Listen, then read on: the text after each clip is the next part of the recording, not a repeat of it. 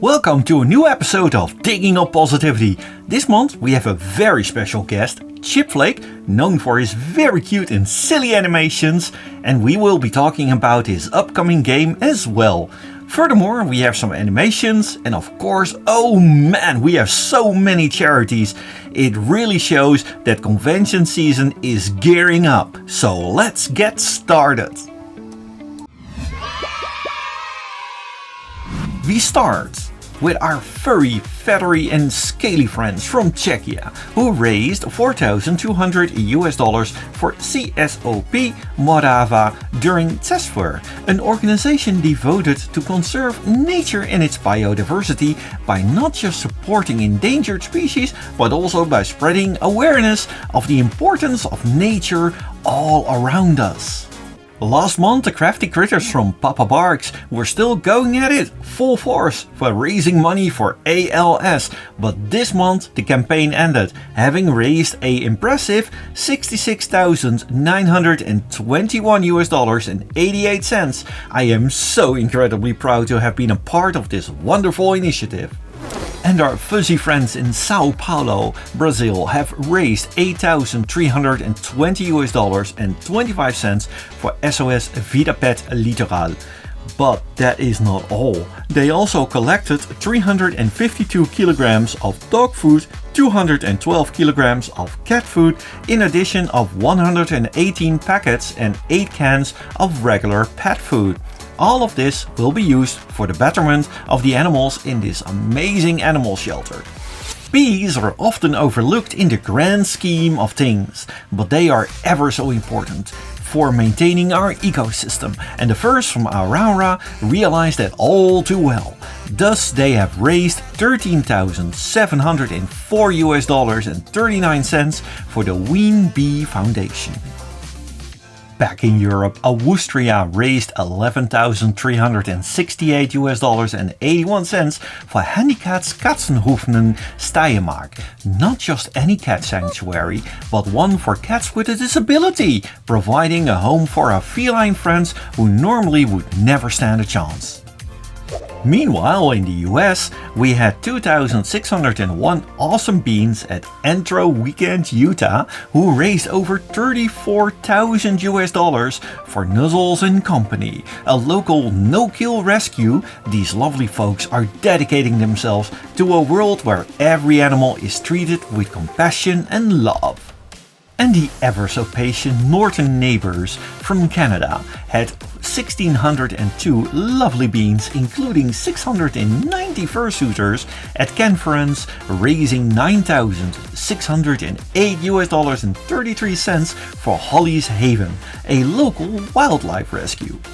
In England, the critters from MancFurs raised $499.68 for Mermais, a UK-based charity working to support transgender, non-binary and gender-diverse children, young people and their families. Our friends at Texas Furry Siesta raised over $5,000 for Society of Play, a non-profit community for game developers, a rocky industry often hidden by a flashy front, but trust me, I've been there. The community support is very welcome in the games industry.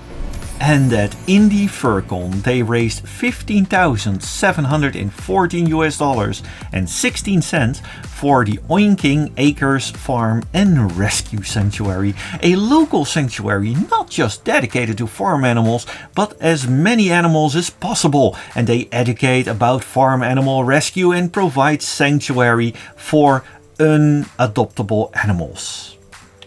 It is clear we all love to party, and the critters at Furrydelphia are no exception. But stay safe. Make sure that if you use drugs, have it properly checked.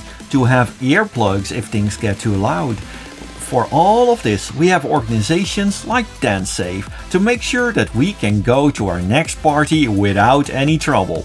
And the 3,777 party animals at Furrydelphia supported them by raising $19,250.69.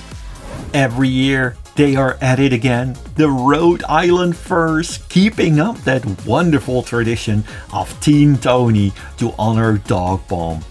This time they raised $1,832 for ALS during their yearly walk. Stay awesome.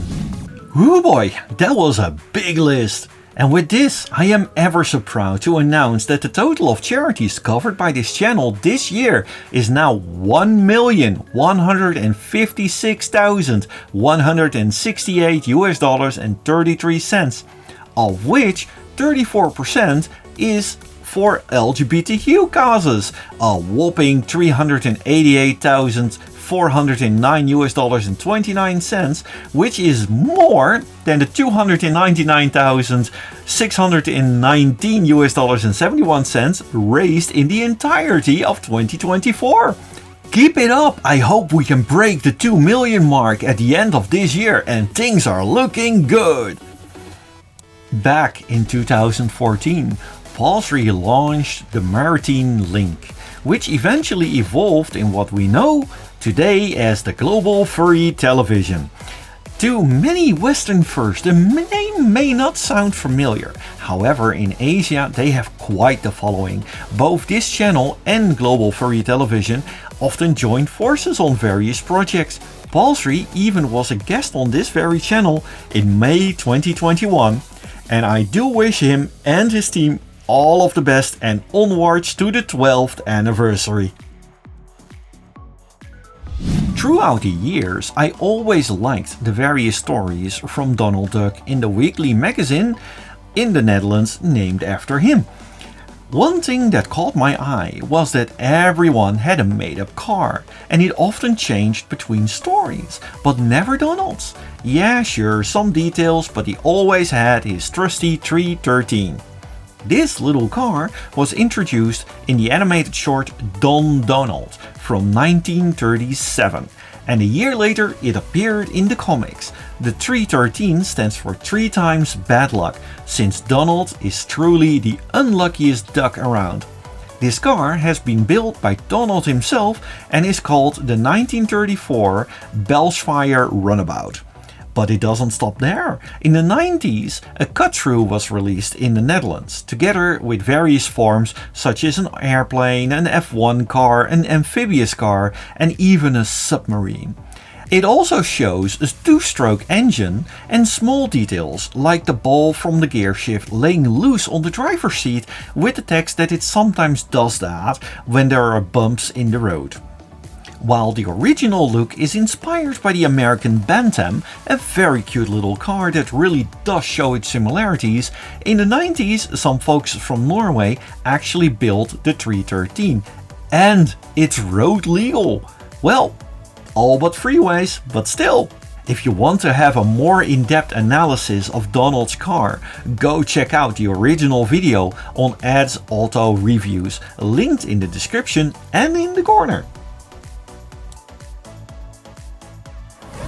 Ah, Blahai, one of the absolute darlings of not just the furry fandom, the LGBTQ community and the world at large. Atoga made a cute little animation where our blue friend wakes up in the middle of the night, all hungry, and decides to visit the Waffle House. Now, the Waffle House is a strange place. It is always open, up to the part where the US has a Waffle House index, where the severity of an event is being measured by the amount of Waffle Houses that remain open in the area.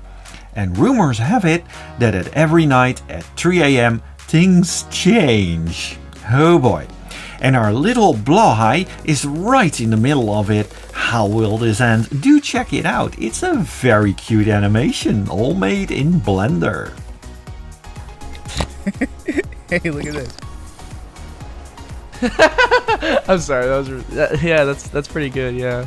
While the original setup is very simple, a queer birdie tries to salvage the night with their roommate after a bad date. The casual conversations and top-tier animation had me hooked. It even got screened at various festivals such as the Atlanta Underground Film Festival and Silicon Valley Queer Film Festival. Do check it out. I really love the regular conversations. I mean, how often do you see animations, especially indie animations, with just regular conversations? Fewer than you think. This time at Digging Up Positivity, it has been 85 years. Finally, our special guest appeared before of us. Chipflake, hello. Could you tell a little bit about yourself? Yeah, so I'm an animator from the UK who's been living in Germany for about 7-8 years now.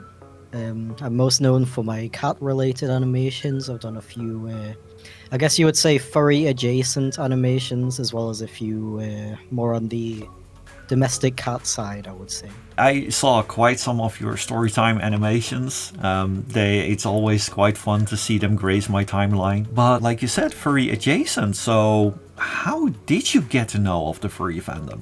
Well, I've been using the internet for a very long time. Since probably about 10 or 11 years old. And I was very big into Pokemon as a kid. And I think when you just start hanging around online, especially in like Pokemon, Digimon kind of spaces, you just kind of stumble upon the fandom. I didn't really get into it myself until until around 2017, I'd say.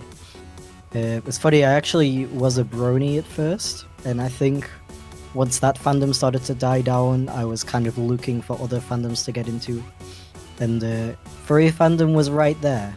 Yeah, there is a huge overlap between the bronies and the furries. So I have to ask though, because besides cats, I see a skunk. Yeah, it's not that deep of an answer, to be honest. It's quite literally just I wanted to make a Fursuit for myself, and I picked an animal that I liked. Like, I just like skunks. They're cute, they're fluffy, they're black and white, very adorable, very cool. I couldn't agree more. Skunks are awesome. You've been making storytime animations for quite a while. What inspired you to make those? For a very long time, I wanted to make YouTube videos. I had a couple of failed projects as a kid. You know, you kind of like, you find you have a lot of free time, you start making stuff, and then you're like, oh, I'm gonna be a YouTuber, and then you never actually like go anywhere with it. But as I got a bit older, I was like, okay, like I actually unironically want to do this. What kind of content could I make?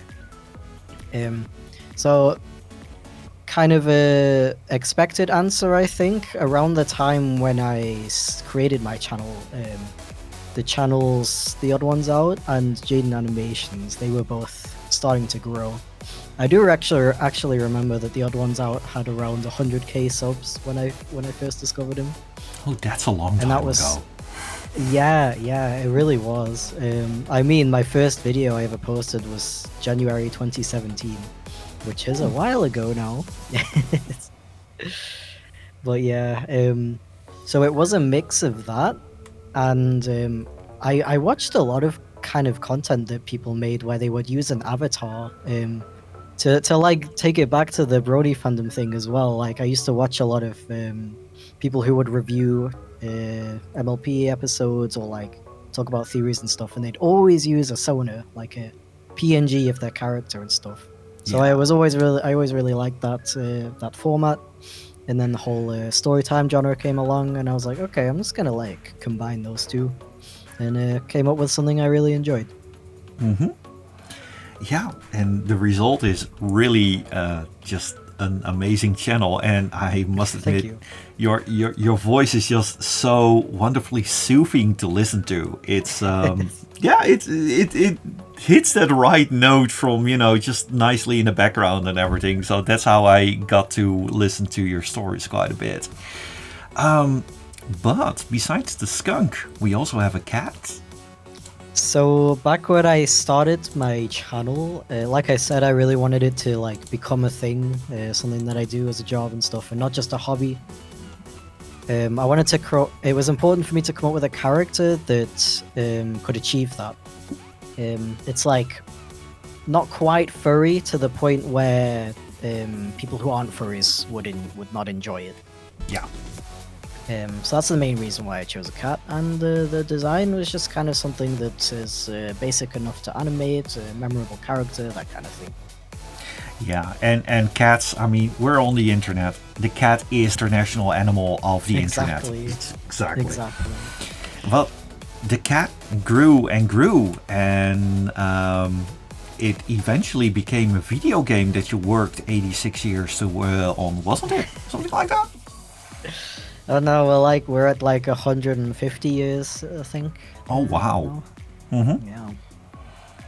I mean, that is like, you had the first beta version of that game on the Babbage computer in 1850. That is amazing. We were pioneers. Oh yeah. But do tell us a little bit about the state of the game, because I'm quite curious about it. Yeah. It was not a joke that it's actually coming out this year. I can't confirm that. Yeah, it's kind of in that stage right now where it's basically done, but we're just kind of using like this final month or so to iron everything out, get rid of all the major bugs, and see if there's any possibility of adding in more content, because there's actually a lot of things that we wanted to include in the game that didn't quite make it. Because if you know anything about game design, you can't develop a game forever, unfortunately, with no funding. So it does have to come to an end eventually. Yeah, Blizzard has entered the chat. Yeah, so where we're at right now is like we're gonna make it as close to our wishes as possible. Then we release it, and depending on how well it does, we may be able to add in some extra areas, mini games, that kind of thing. So we're basically looking for a good time to release that doesn't clash with too many other games that are coming out. Mm-hmm. Other than other big indie releases, you've got like the big Nintendo games that are coming out as well, like the Kirby Air Ride and stuff like that. Because we're releasing on the Switch, so we have to make sure we don't clash with too many big Switch games that people are going to be interested in as well. Yeah. So right now we're looking at somewhere between September and November, and that's pretty soon, but it's kind of looking like it's going to be somewhere in September. Oh, yeah, because November and December, then the big guns are getting out. That's exactly. Yeah. You smart skunk. Yeah. And then we got like Steam sales and everything as well, so you have to be really careful with your release date. So that's why there's no set one yet. With the Steam compatibility, will it be compatible with the Steam Deck? Yeah, of course. That's like kind of the main thing that we're like basing the Steam version on, is the Steam Deck. So happy meerkat noises. I am so going to get this one. It plays excellently on the Steam Deck, I gotta say, and it looks great as well. The platformer kind of reminded me of a lot of the 90s games, like Banjo-Kazooie, a little bit of Mario 64 and everything. Is that a coincidence or not? I would say that Banjo-Kazooie is probably the biggest inspiration for the whole project.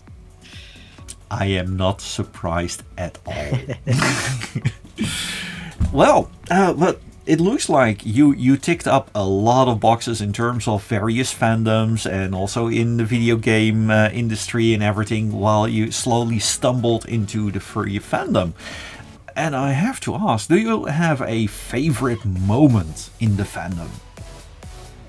So a few years ago, I worked with a fellow artist of mine on a collaboration.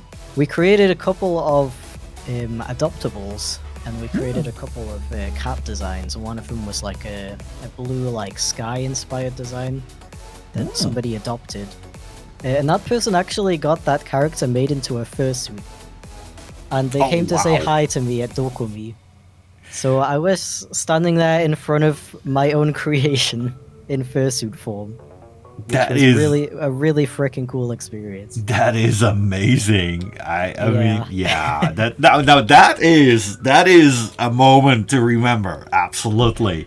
It looks like from your incredibly long journey that you only recently tumbled into the furry fandom. And I always ask this to other people that I have an interview with as well. Do you have any recommendations for people who just got into the fandom, or like things that you found out? Like you say, hey, if you're new, try this. I do feel like a lot of people kind of worry a little too much about what their Sona looks like. Like, I don't know, sometimes you just gotta like grab a base of your favorite animal and just throw it in paint and scribble on it until you're happy. Like, it doesn't have to be it doesn't have to have a really deep backstory. It doesn't have to be aesthetically pleasing or anything. You just gotta make something that you look at and you're like, yeah, I want to be this. That is actually a very good one, because sometimes you see designs that they're not really happy with, but they add more and more and more. But sometimes it is just stay simple. Thank you very much for taking your time between 3 conventions, isn't it? Yes. Yeah. Well, have the best of fun at IndyFurCon, which is going on as this video premieres. Thank you very much for your time, and I hope to see you there sometimes. Thank you very much too. Thank you ever so much for staying with us till the very end. This alone is amazing. But if you want to support me even more, by all means do visit my weekly art stream every Monday from 8 p.m. till 10 p.m. Central European Time. And if you want to buy something from my artwork D-store, that would be so awesome. However, you can also become a channel member or supporter like these amazing critters. From Subscribestar we have Barre de Vloef, Cosmic with a K, Taros and Manic Spectacle Cat. We have the YouTube channel members Rack the Warhorse, Lorek Bjernison, Joey and Mavi, Whiffer and Longtooth.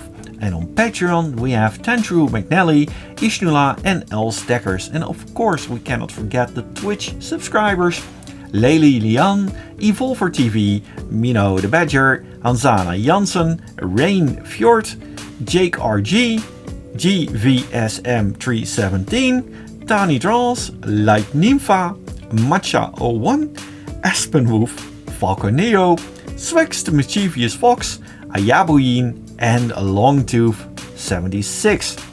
And of course, a huge thanks to all of them and you. Our next episode will be on October the 4th, which is World Animal Day. And I hope to see you all there. Many hugs and stay awesome.